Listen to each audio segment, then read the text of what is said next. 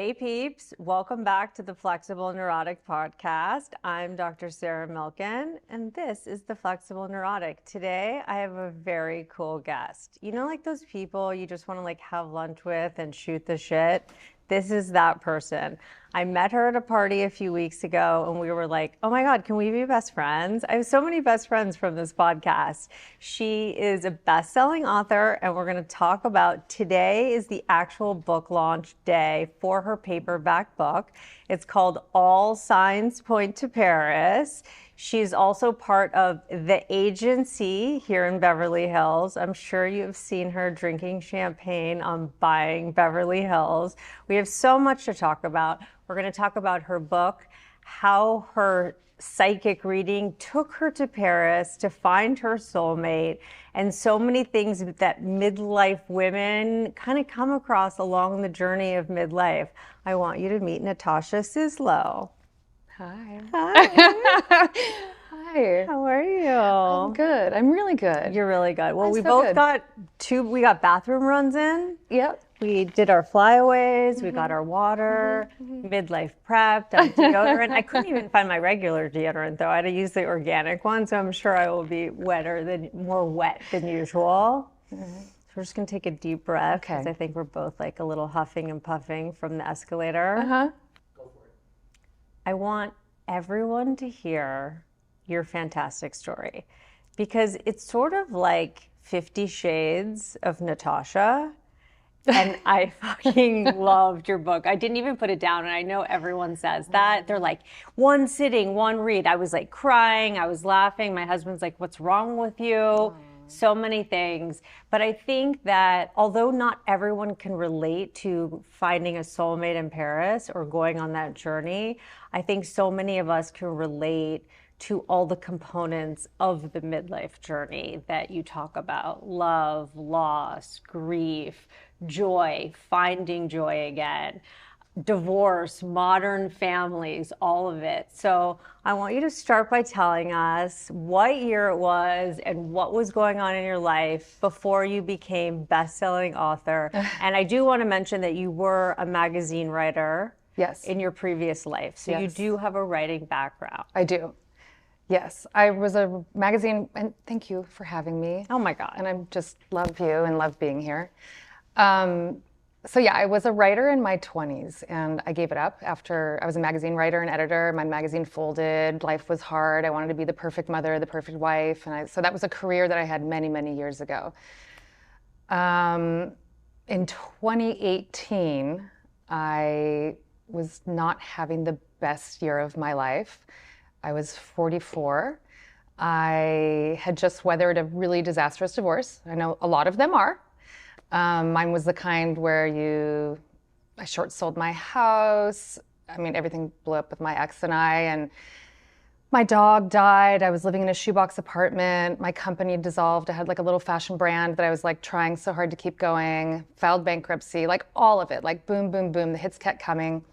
I thought I had found like my second chance at love, and I was kind of madly in love with this post-divorce romance that also just blew up, this French man. Philippe, lives in Venice. Yeah, I mean, it is like pretty hot and fabulous. Yeah, it was pretty hot and fabulous until it wasn't. Yeah. And my heart was kind of broken by that because I thought, I was just beaten down by all the knocks in life. And then I found out my father, who was my rock, had a terminal illness, and it was just the hits kept coming. And you have two kids. And I have two kids, yeah. How so old were your kind of kids single then? parenting. Gosh, well, that was, they were middle schoolers. Yeah. And I was just trying to. You have a girl and a boy. And I had to launch my new career. Like, yeah. Oh my gosh. it's a lot. The girls. The girls. Yeah. Woo. Yeah. It's a lot. Love them. Love them. Smart, badass. Expensive. Let's go. Yeah. Expensive. Yes. Expensive. Yeah, it's a lot, $17 matcha. It's cool. Oh my God. Yeah. Yeah. So yeah, I was having a really, really tough year and a tough day. My best friend, who is one of those woo-woo out there kind of people, but I love her to my core. You gotta have one. Yeah, but she would always be doing these things that I thought were so, psychics and astrologers and like, I don't even know what you're talking about, your chakras and your Akashic and your crystals and your Reiki. And I was like, oh, Nicole, not another one of your things. And she was just wanted to gift me an astrology reading for my birthday to try to like lift my spirits. And normally I would have said no. But I had decided like, I got to start saying yes. And so I said yes to this astrology reading and it completely changed my life. Like completely changed my life. I can't wait for everyone to hear this. It's amazing. So you see the astrologer. Yeah. And the first thing I said to her was, I don't really believe in astrology. And she said, that's okay, you don't have to. And I thought, what kind of trick is this? Like that you're not making me try to believe in you. And she went through and just kind of broke down my chart and everything became very, I don't know, things that I never thought would resonate or sound like true to my life story did. And she just knew things that defied explanation. And I came from this background of like, my father was Mr. Science and logic and MIT and facts and everything. And all of a sudden I'm talking to this woman who seems to know me better than, and she knew things about my life, like when I was 5 and I almost drowned, when, that I used to be a writer, which I didn't talk about to anybody because I gave it up. And so by the end of the reading, I went from a full-on cynic to a full-on believer in 45 minutes. And by the end of the reading, she said to me, do you have any more questions? And I said, well, can you just look up this like guy that I just can't get over, but I know he's not the one, but I just had a hard time. My heart just wouldn't let go of him. Philippe, French guy. You just wanted that closure. Yeah, I didn't know what I wanted, but wanting closure, what a silly thing to want for. I just wanted to make sense of it. And so she looked up, she said, what's his birthday? Well, first I gave her the wrong birthday because I'm really bad with birthdays. So if I ever missed your birthday, I'm sorry. I say to my husband, I'm like, is it your birthday today? I'm the worst birthday person ever. Yeah. So finally, when I got it right, I learned that he was in line with my point of destiny, which I have now learned is something different than I thought at that time. And then my sister called me and said, Dad's dying. He wants to take a family meeting. And my father was trying to decide what he wanted to do in the last 2 weeks of his life. And so I just had this like real like breakdown, ugly crying in the shower, all that kind of stereotypical thing. And then I had this light bulb of a moment where it was like, wait a minute, he's not the only guy who was born on November 2nd, 1968 in Paris. So I texted my best friend. I'm like, I just have to find every other one, every other man. Go back in the story for a second. So you're with the psychic, and did she say to you November 2nd, 1968? No, I said to her, can you look up his birth chart? Like, why? Was he the one? Okay. And she said, he's in line with your point of destiny. So she didn't say, I feel bad now because she's like, well, I didn't know you were going to do this adventure. Everyone's like, but she was wrong. I'm like, no, this is on me. Yeah. She didn't send me off on this thing. It was on me.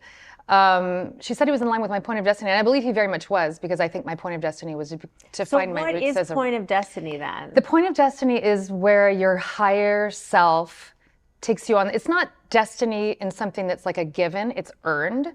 So it's where your highest and best self kind of supports your humanness. So is it like a destination, or it's something that you need to do? Okay. That's as I understand it, and I cannot tell you anything about astrology because I'm not an astrologer, and I've learned a lot about it, but I certainly don't know anything really. It's like an earned destination, if that makes any sense. So in your mind, you felt like Philippe was within reason of point of destiny, but not the right person. So you wanted to find every other French man who was born on November 2nd, 1968? Yeah. Duh. Duh. Fuck you, universe. I got you. I was like, I figured this shit out. Yeah. Okay. I was like, wait a minute. You can't tell me that. There's another story to be told here. Oh my God. And then your dad's dying, your dog died, and you're like, oh, and by the way, I'm planning this point of destiny trip to Paris. Well, at first it was like this kind of absurd thing, and my best friend was like, yeah, we're gonna go to fucking Paris. And Girls trip. Yeah. And I was like, okay, great. And then I had to go see my dad, who was he was suffering from this disease called pulmonary fibrosis, which is not an easy way to go. And he was trying to decide whether he was going to do something called aid in dying, or some people called assisted suicide, or, you know. So he was totally lucid. Oh, my dad. Which is such a gift for you because you could actually communicate with him at the end. Yes, yes. He was so sharp and so smart and so logical and so aware and so present. And we took this family meeting and he was like, I don't know how I want to go. I think I might want to listen to this song while I was going. My sister and I are like, well, what's the song? And he's like, it's Bette Midler. And I was like, but Dad never listened to Bette Midler. Like, what's happening? And so we're in this like family meeting, and my mom can't handle it because my parents were married 56 years, and he really was this rock. And he starts crying because he's having to say goodbye to my mother, who he promised he would never leave. Like, she was just came from Scotland. Like she would die first or whatever. Yeah. And so he's crying, and there's like, you know, oxygen and like morphine, and it's like really, really scary. And my sister turns to me, she's like, well, first we told him, like, you've been the best father ever, you know, best husband, best friend, best mentor, best everything. Promise we'll take care of Mom forever. You're gonna be okay. And then my sister's like, do or say something to lighten the mood. It was just so heavy. Like, no pressure. And so I was like, Dad, I met an astrologer. And my father was like, you just saw his eyes. He was just looking at me with these big blue eyes. And I said, I think I'm going to go to Paris to track down my soulmate. And I told him this whole story. And I was like, did you know astrologers have assistants and this and that? And I'm telling this whole world.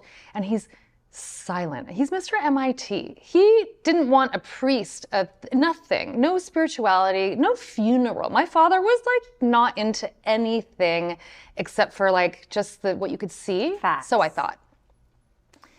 And we go through this whole thing, and I told him the whole thing. I'm going to go to Paris. I'm going to meet every other man because Philippe can't be the one, right? And My sister's like, I'm not sure if that's what I meant when I said lighten the mood. Like, we're all kind of worried. Like how's Bob going to take this? Bob's Natasha. going to have a heart attack. He's going to die thinking I'm like totally lost my mind. And he was really quiet. And then he said, sounds like you're going to Paris. I'll meet you there. Oh, I know. yeah. And that was really the last conversation I had with him. And then we had like a dance off, and we started, you know, celebrated. And it was like, we started talking about all the crazy things that we've done for love in our lifetime. And he was telling me about crazy things he did when he was meeting my mom, and my sister talked about it. My sister said, you know, so we made this pact to go to Paris, all three of us, after he died. And I didn't think it was going to be this thing, you know. I was just saying it in the moment because it was beautiful. And I didn't even realize it was going to be the last conversation I had with my dad. And then he died, and I collapsed. It was awful. Like, I had never, I mean, I'm so lucky that I haven't ever been through that experience and had to grieve like that. But it really floored me, and it really floored my sister. I mean, in a way that I didn't know was possible, and I couldn't get up. And then finally, I don't know, I just like heard kind of a voice. It was like, you got to get up, you got to take care of those two kids. And so I told my sister, I'm going to do this. She's like, I'm sorry, do what? I'm like, I'm going to track down every person I can find, born in Paris on November 2nd, 1968. We're going to go to Paris. My best friend was like, well, I'm in. I didn't tell anybody at first. A psychotic break, apparently. I was having a break. Yeah. And I was like, is it a breakdown? Is it a breakthrough? I just didn't care. And I spent. And let's also remind everyone, like, you don't have a lot of money. You don't have any money. Oh, no. I was like struggling. And I'm doing real estate on the side. So like I don't want anyone to know. Like a plane ticket to Paris and a hotel and whatever. Like, that's not part of your budget. No. And you're, like you said, you're a real estate agent selling houses that are $1 bazillion, and you're living in this little tiny apartment, kind of faking it to make it. Oh, yeah. And Yeah. It's a lot. Yes. It's a lot of hats, a lot of stuff. Yeah. And I think I got kind of tired of faking it at some point. And so I was like, you know what?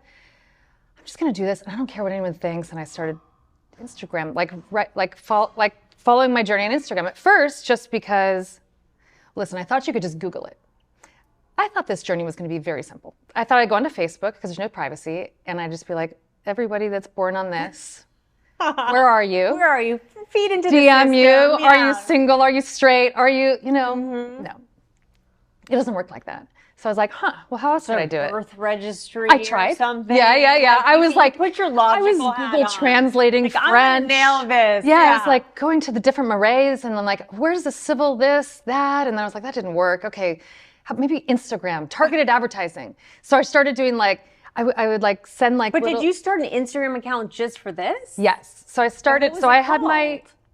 then it was 02 November 1968. I've changed it to just my name. Yeah. But how did you like get followers? Like how did people? Okay, so you know this daughter thing we're talking about? Yes. Oh my God, it was so embarrassing. So at first I was just like, my girlfriends and my best friends were like, oh my God, Natasha, are you okay? And I was like, I'm fine. I got this. Yeah. Like, I've totally figured out the world, you know? And everyone's like, is she okay? Like, she's like losing it a little bit. But, you know, my friends are so nice. They're like, yeah, we support you. And so first it was just kind of fun, right? But I didn't realize, like, when you create an Instagram, if it's still from the same email that you have, then it's going to... So all of a sudden, everybody that I know is getting suggested to follow this. Oh, interesting. Eventually, including Philippe, Mr. 02 November 1968. That was a journey. Somebody from Venice found out about it. Yeah. And he's like, she's really cracked. Yeah. He was a little concerned about that one. And then it became like this whole thing. At first, I was like so embarrassed. Like Mauricio Umansky, Billy Rose, all these agency people, they're gonna be like, you gotta leave the agency. Like, this is too much. But actually, this is what I love about the agency, they were like, oh, okay, you're doing something weird and out there and you're risk taking. Go to Paris, like go, find That's this. So and they cool. became this like thing behind me. And then all of a sudden there'd be like, I don't know, like random people, like Busy Phillips all of a sudden is following me. I'm like, well, that's sweet and weird and fun. And then like girl in Paris is like, can I put up posters for you? So you were like Emily in Paris. You were like midlifer in Paris. It was a little less cultivated or a little messier. Messy in Paris. A little messier, yeah. But that's kind of what it became. And so I just kind of, I didn't care. And I was like, I made T-shirts and business cards and posters and I went on the radio. So your daughter helped you kind of. Oh, no. Margot. She just told you about the Instagram. My daughter, no. She was like, wait, what did you do? She's like, is this your crazy thing? Did you not know that people would find out? She's like, do not tag me in anything. Do not mention me in anything. Do not. Well, my daughter's like, okay, midlife vagina talk, really? Yes. I mean, I don't know what's worse. My mom's looking for some hottie soulmate in Paris, or my mom's talking about her midlife vagina. It's like, it's kind of a toss-up, actually. I'm not sure. Yeah. I'm sure they could sit down and have some pretty fun conversations together. Gosh. Yeah. So she was, totally, absolutely horrified that I was doing this. Did your ex-husband think you were crazy? You know what? That's, my ex-husband, I was so afraid to tell him. His first response was, I went over to the house and he's remarried and he has this beautiful wife who's an actress, Anna Faris. And Anna is really... We have a great... Yeah, you guys are close now. We have a great relationship. Yeah, listen, we have divorce is not easy. Blending families is not easy. I'm not saying anything is perfect, but it's beautiful and it's fun and it's quirky and it's weird. And so I go over and I'm like, I gotta just let you guys know I'm doing this because it'd be weird if I didn't tell you because now it was a whole thing. Getting public. It's getting a little public and Michael's like, wait, you have an astrologer? Like he couldn't wrap his head around because I was so not that person. Yeah. I was such a cynic and a non-believer. And Anna was like, yeah, let's go. She's like, can I just buy you a Porsche and just, can you skip this? She was great. So, I mean, she ended up being like this huge supporter of this whole thing. So then I go to Paris. I pack my bags. Thank God I went when I went. And because then the pandemic was right after it. And so I went and I found 16 people, 15 men and one woman who was the daughter of a man that was born on November 2nd, 1968. And I went there with my two best friends and my sister and my father.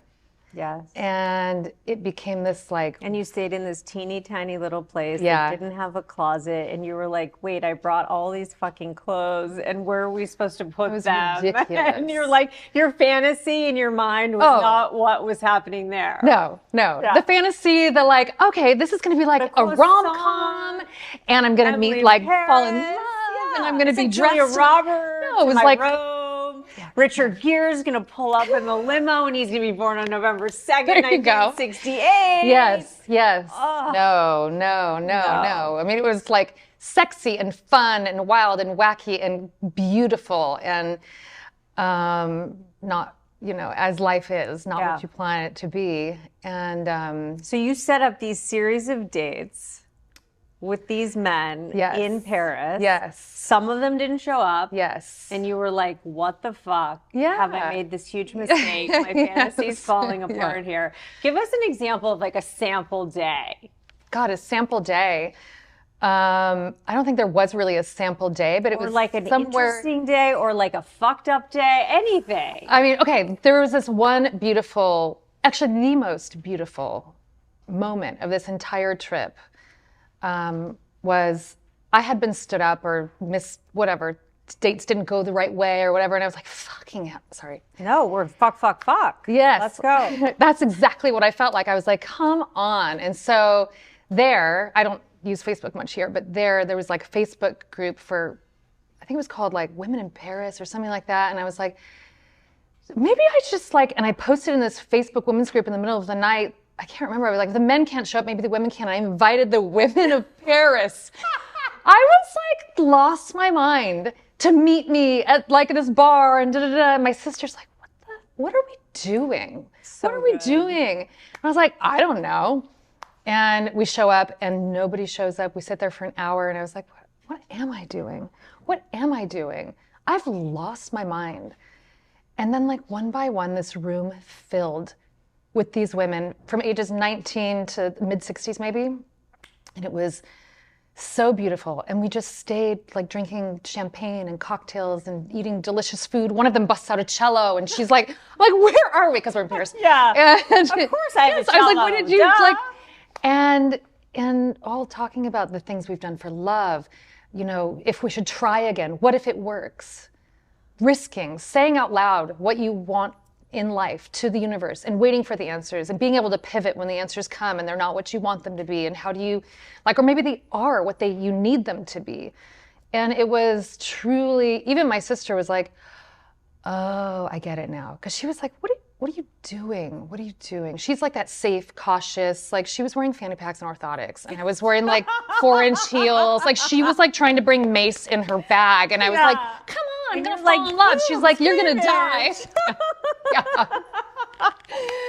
Yeah. And she was like, oh, I get it. I don't know what it was to get, but there was some kind of magic in this whole thing. There just was. Yeah. And it's so weird because sometimes life's like that, and sometimes you fall out of it. Like, I'm not always in flow or in magic or feeling that universe that or the, sometimes. But what I like about your story too is, and it comes out in the book, is it sort of feels like what you got out of this journey was kind of half magic and like half manifestation. Yeah. It's sort of like you put in the work. You didn't just lay down in your apartment and go, oh my God, can a man born on November 2nd come to me? Right. You put yourself out there. You created that energy flow, whether it was going to be right or wrong, or it was going to go in 40 different ways. Like, you created the energy flow and created the action steps and the manifestation energy. So it was like two things at work to create the life that you were looking for, that you wanted. And you were taking self-responsibility. And that's so much of what I talk about in this podcast is, I was like a 45-year-old woman. I was bored. I was like, okay, what am I going to do now? My kids are older. I have to do something. And it's like, I can sit around and scroll Instagram and like wait for an answer to hit me in the forehead. Or I can be like, okay, what do I like to do? I like to listen to podcasts. I like to research. I like to talk. Oh, let's start a podcast. I'll just try it. But if I just sat around and waited for it, nothing would have happened. And look, I'm so happy I did. But had I not taken that step, like, none of this would have even happened. Yeah. And it doesn't mean that it's going to end up exactly how you envision it, but the more sort of places you put yourself in, the more opportunities there are to create that. Yeah. And that's what I love about what you did. It's sort of like you stirred the pot. I think it was because there was a certain time in my life when I was like, oh, what if I fail? And you weren't What like, if I oh my fa- I God, I have failed at 2 kids and I everything. can't do this. You were like, okay, my kids are accounted for Yeah. with my ex-husband. I Right. have this time to Right. go to Paris. It's like, nothing's perfect. Yes. You weren't staying at the Four Seasons in Paris. No. It's like you found an, No, Airbnb, it was messy, whatever. Yeah. and it was clunky and awkward, and I did fail in many ways. I was like, wait a minute, this isn't what it's supposed People to didn't be. show up. And It wasn't like Romeo Yeah. was I standing was like, at every date at a 5-star No. restaurant every night. No. You're like, can this dude show up at this nasty it was coffee shop? not like a Netflix movie, and yet in many ways, it was like the most best and beautiful journey it could have been, because it failed and because it was so hard and because I was so fearless at that time in my life. I think I'd lost so much that I was like, fuck it. what else am I going to lose? What else could I lose? And of course I could lose a lot, but I, for some reason, was in a spot where I just felt like fearless. And I like the idea of, because I always talk about with midlife, there are days you wake up and you're like, I have so much energy, like I can take on the world. And then there's other days where you're like, can I just like eat a brownie and like stay in my pajamas all day? Yeah. So I always try to say, like, the days you do feel like you have this like pep in your step are the days that you got to like send those emails, go to that lunch you didn't want to go to. Yeah. Like, because we don't, not every day feels amazing. No, I'm an introvert. Like, and Me too. I'm scared of public speaking. I'm scared of like, and look what I did. Look what you're doing. But I put myself out in such a public place, and then I came back, and I didn't plan this like book thing and this public part. I just did this thing, and I came back. I spread my father's ashes. I kind of closed a chapter of my year, and I was like, okay. And then a literary agent reached out to me out of the blue, and she's like, I think you have a book in you. And you're like, what? Oh, I was like, no. No. I was like, that sounds like a lot of work. And I mean, I could And barely write an no one's Instagram gonna post. buy it. Yeah, I didn't have like a whole lot of faith in my ability to, I mean, that was my dream when I was in my 20s. I studied, writing when I was younger, and I was writing since I was 15 years old, but then I gave it up because I felt like such a failure. But then COVID hit, and I was like, well, what else am I going to do? Somebody's asked me if I'll do this, and I'm so ADD, like I needed to move, and the beach was closed, and the hiking trails were closed, and only my computer was sitting there, and I was like, okay, I can move here, And I tried Terry it. Bradshaw. I tried it, and it worked. Yeah, and I was like, oh my God. It didn't work perfectly. I mean, but it is, I do have those days. Like today's a brownie and pajamas kind of day, it just is. And I'm like, but I'm still here, and I'm still like, but life's like that. But you get to hang out with me. I know. I know. That's the best part. Yeah, it is. I also felt and read in your book that being the independent woman that you are, and kind of always, kind of doing what you want to do, you didn't feel like you had this tremendous need for like a million friends. Like you had your 4 best friends or whatever. And what I read is that you sort of felt like you found this newfound community that you didn't even know you needed. Yes. And I love that, because I feel like it is such an essential part of midlife that we find a community. It doesn't have to be a million people, even if it's like a pickleball group or a mahjong group or whatever. Yeah. Find some kind of auxiliary community that we connect with. Because sometimes your old friends are amazing, and sometimes you need that like new energy to be like, hey, Natasha, Sarah, do this. Yeah. Hey, you're not crazy that you're in a bar in Paris in a Facebook group. Like, that's like new fun energy, supportive energy. Tell us about like how that felt for you for the first time, like being like, hey, I put myself out there and I've created this community. Yeah, it's like been incredible. And there was the community I created while I was on this search, and then there's the community that I found. I didn't create, I found. Mm-hmm. And the community that I found through bringing a book to life, and like through the book world and readers. And I was the kind of person growing up that's like, I don't need anyone, I got this. I can still be that way. I don't need help, I got this, I can do it on my own. And I didn't realize asking for help, and I had to after my dad died, because I was like, I can't make Christmas happen this year because I'm so sad and so in grief, and I've got these 2 little kids. And I started accepting like the love around me from people at the agency, people in my friend network, people in my like extended family, and then on this journey. And once I opened up to it, community is everything. I mean, friendships are huge to me, you know, huge. And I didn't know that. I mean, even now, my mom is 87 years old, and I'm, you know, just moved her into a home. And you're speaking of like mahjong groups or different, and I'm watching her learn how to make new friends at 87, and watching her spirit and how it changes as she like grows these new friendships. And it's, whether it's midlife, any part in life, any part in life. I think especially in these transition years. Yes. Yeah. So obviously this is a, you know, a huge one for me, transitioning in all of my 40s. I feel like there's been, you know, that I'm 49, I'm gonna be turning 50 in October. And so I'm sure there'll be like a whole nother, like that 50s. But yeah, it's like, you know, there's water, friendship, like these important things are like core parts of my being.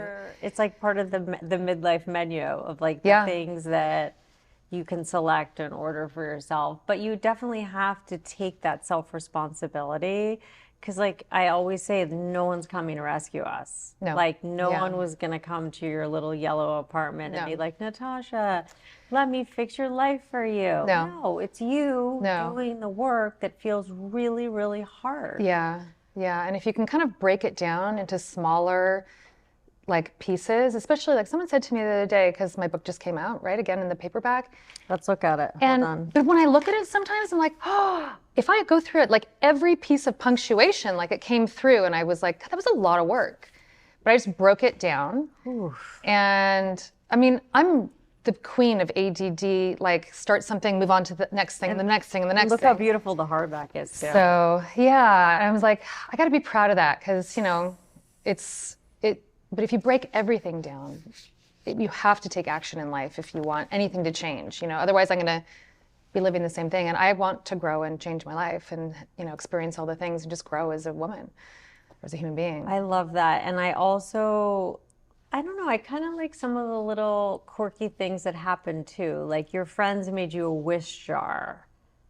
My wish jar, yeah. Yeah. Tell us about your wish jar. I loved how you sort of described that, and you were saying how you realized you realized that the things you were looking for in a partner were also things that you already had within yourself, and you didn't need to be so focused on finding that person with everything. Well, or that I have in this whole big community, to go back to like all the people in my life, right? So my best friends gifted me, like for my birthday when everything was really low, these flying wish kits, which are fabulous. And flying wish kit. Yeah, light it, and like, you know, of course I didn't know to light them, and so I was writing all these wishes and kind of crumpling them up and putting them in this blue mason jar that I had. And the wishes weren't always super like sophisticated. Like it might be like I had a little too much wine at dinner, and I was like, I just want like the best sex of my life. I just want someone to play Jenga with. I just want someone to like eat pizza in bed. I just want like someone who will love and support my children. But they were all like, so it ran the gamut. Some of them were just kind of angry. Most of them weren't angry. Yeah. But you know, it was just like all these random things. And I think it was New Year's Day, after like I came back from Paris, I spread my father's ashes on the ocean, and I realized I had these wish kits or all these wishes in this jar, like not even those kits. I went through, there was like 100 of them. And I was by the ocean because it was right after some evacuations. So I wasn't gonna light anything on fire in LA.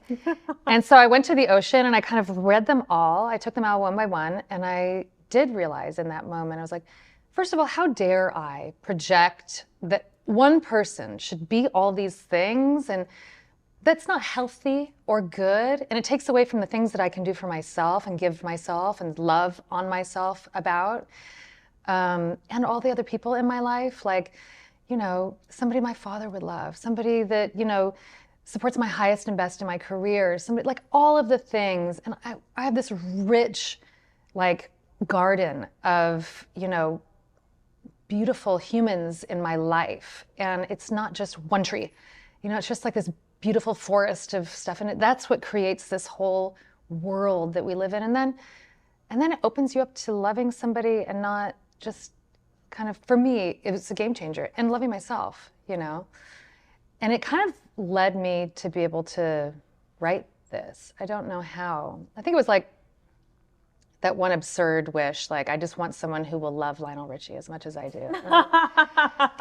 I mean, why? Like, why? What's the point of that? But I was like so into, I mean, I have this whole Lionel Richie history, but that's like my husband with his like 90s like R&B. I'm like, like all the music that we listened to in high school, I'm like, we're doing this again. And I sort of oblige, and I'm like, oh, sure, I'd love to go see New Edition. And, you know what I mean? Oh my God. So I do all of that. Yeah. But it's not like I love it, but it's important to him. So I like go with the flow, you know? Yeah. Roses on Valentine's Day, Bobby Brown, you know, he's like 107 now. I'm like, sure. Yeah. But it's fun. Yeah. There was some kind of absurdity in reading that. And then I was like, you know what? Like, that one's for me. Like, that's the wish I made for me. And then I was like, okay, I got to love myself a little more. I got to stop. Like, I'm such my own worst critic. You have all the things that you want in someone else. Yeah. Like, I want this guy who's going to cook and he's going to love all these things. Yeah. You sort of have to become those things first. Of course. Before you can expect to find someone else who, you know, has all of the perfect qualities, you know, which is not always easy, because we all want instant gratification, like vending machine husband. Yep, here he comes. He's coming out now, you know? Yeah. Or you go to the zoo. Do you remember those animals you would order, and they would be like hot wax mold, and it would come out perfect? And oh my gosh, yeah. I don't know why. I haven't thought about that since I was 4. I have no idea how we just got to the molded monkey at the zoo. But tell us about the self-love part, because I think that that's like a very important topic for midlife women. Like, what did you find out about yourself, and how did you reconnect with the idea of self-care and doing things for yourself, and maybe some of the woo-woo things that you had never done before? Yeah, and you know what? It helped. I mean, I was so judgy against all that woo-woo stuff. I don't know why. Because if you have a certain kind of brain, you're like, that's not logical. Yeah, but what I've learned is not everything in life is logical. And so I discovered spirituality in like every way, which I was never a spiritual person. And it kind of, this whole woo-woo journey led me to, there is beauty in a sound bath, and how like the vibrations of that and the community around that. And so a lot of that woo-woo, I don't even like using that word woo-woo. I know. But I don't know how to, you know what I mean? So a lot of it, and just kind of, for me too, a lot of the self-love came from being alone on the page and kind of processing this year of it was really a 1 year of my life, but even though a memoir, it kind of goes back my whole life. And you see yourself, and then you have an editor who's seeing it, and she's like, you're being really self-depreciating here. And your reader might not understand that. And my humor, I have a lot of dark humor and stuff like that. And a lot of it is like, she's like, but why are you, and so it made me see myself in a different way. I was like, why am I throwing myself under the bus all the time? Why am I self-depreciating? Where does that come from? And, you know, why do I have that? So I learned a lot about myself. Hopefully it doesn't feel like therapy on the page. I don't think it is. Like that at all. But it was a really, like, I grew so much from being able to have that reflection, to go through this, like, incredible journey of, like, it was fun, it was rom-com, it was silly, but it was grief, and it was letting go, and it was growing, it was opening my heart, and it was changing as a human being. And so it's just, you know, I don't know if I answered that question. Yeah, no, it's perfect. And how did your kids go through all of this with you? I mean, obviously they probably thought you were bonkers at first. No, they still think I'm bonkers. They just, to me, yes, they've accepted the bonker. Yeah, they have. I mean, I just don't think they can fight against it. But neither of them read the book. Of course. Do you think my kids have listened to my podcast? Like, no, Margaret did like a control search. Was in there. And then I was like, okay, where am I? What did I do? I'm like, do you mind if I use your name? I asked them, and we went through like every part of it, and they were fine with it. I mean, Margaret was kind of like, oh, I'm embarrassed. My son is too kind. Like he's Yeah, just it's like he's just my too, son's like, I don't have time to even like address this. My daughter's like, why are you wearing gloves while you lift 10-pound weights? Like, isn't that embarrassing for you? And sometimes I post the comments she makes to me in the DMs because they're just so funny. Yeah. And like so Yeah. many women can relate to them. They're like, oh my God, my daughter's like Yeah. the exact same way. Yeah. Yeah. She's like, my friends are coming over tonight. Don't wear one of your weird outfits. And I'm like, oh, that fucking narrows it down. Okay, great. So what's weird, you know? Yeah. And she's like, and please don't wear your hair in that like weird old lady bun that hangs down the back of your neck. And I'm like, okay, what can I do actually? So like, what funny. is acceptable? Yeah. It's What a is fun stage. acceptable? So you have a daughter who's in college. So yeah. So you're half now empty she's nest. 20. Yeah, I'm half empty nest. And my son, I asked him actually yesterday, because we was talking about my book. He said, oh, I brought up your book in my literature class. I said, my mom wrote a book. I said, oh, you mentioned me? Like, you know, and I said, how do you describe it? What do you say it's about? Because I'm kind of curious. Yeah, exactly. How do you frame that one? Yeah, because I've never asked him. And some of it can be embarrassing. I mean, I read about a one-night stand. Like, there's a lot in there that a lot of people have asked me, like, how did you write this with having children? And I was like, I mean, my kids, I'm a pretty open book. I'm like an open book as a parent. Yeah. I talk about everything, but So do I. a My lot of kids it are is like, a can you shut up? lot. Yeah, exactly. So Yeah. he said to me, I told somebody when they asked me, there was what this book is about is something really hard that happened, my grandfather passing away and my mom turning it into this beautiful experience. And I was like, Wow. oh, can you come? That's a good parenting moment, Natasha. Yeah, I know. Wait, him parenting me or me parenting him? No, but like, no, for you being like, oh, I parented this kid well. Oh, no, my kids parent me.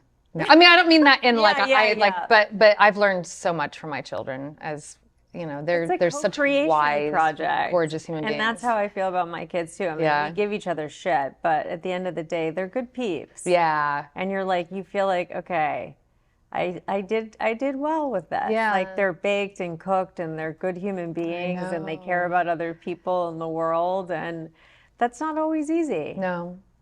Especially raising kids in LA. That's a whole other, you know, ball of wax. Yep.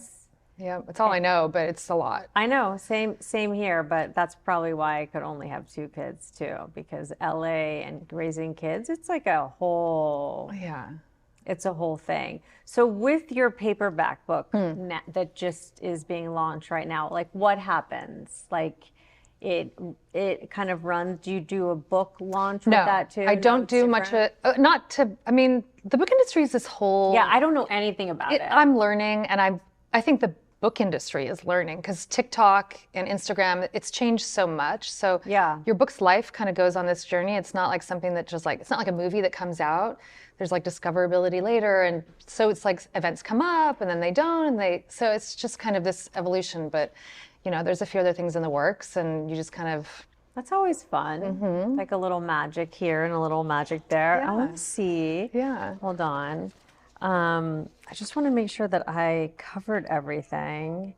I think that there was one point where the psychic said to you that the whole thing that one of your missions in life is to share your point of destiny, to tell your story. Right. So she said my point of destiny was to tell a story.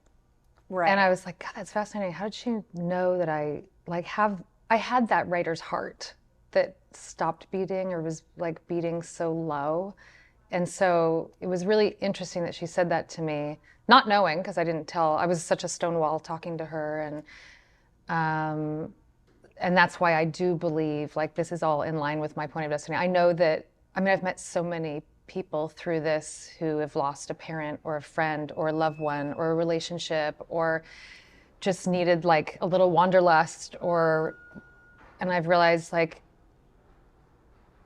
I don't know, for somebody, like my sister was my rock through this. And for a lot of people that doesn't have a sister to go through, like that's really what I wanted this to be for someone. I wasn't looking for any kind of like, I mean, I have a day job and I have but I think that maybe that's part of the point of destiny to try to like I don't know, they say to serve your highest and best, to help people in any way you can. And my way is through storytelling, I guess. And you wrote a book. Yeah. So she actually predicted a lot of cool things. I'm not going to share how the book ends. I want everyone to buy the book. I want everyone to experience the journey of like the laughs and the cries and the, oh my God, she's making out with someone in the lobby and then jumping on an airplane. I mean, so many of the things you're just like, wow, I know. That's like kind of cool. What an adventure, you know? Very cool and quite an adventure. Yeah. And I can't wait for people to buy the book and read it if they haven't already. Because everyone that I've mentioned to is like, oh my God, I read that. I love her. I'm like, I know. And they're like, we can't wait to see the interview. I'm like, I know. Fun. But I think that the general theme that I pulled away from it is that anything is possible. Yeah. Magic, love, all of it. And what we need to do is stir the pot. Yeah. Yeah. And whatever that stirring the pot is for you or for her, everyone's stir the pot's going to look different. And yours was, let's go to Paris and find my soulmate, November 2nd, 1968. Yeah, it changed my whole life. And then I all of a sudden had this book deal during it was just, and it has changed my entire life. Anything can happen. I love that. Thank you so much. I want everyone to know where they can find you. NatashaSizlo.com or on Instagram, Natasha Sizlo. Spell your last name. Sizlo. Or my agency Instagram is Natasha_@the_agency. If anyone's buying or selling a house in LA. We can see you on the TV, the hot see TV me on shows. the season finale of The Housewives or Buying Beverly Hills or I don't know. The pressure. Just in the background. Do you feel like you have to go and find really cool outfits? Yes. Oh.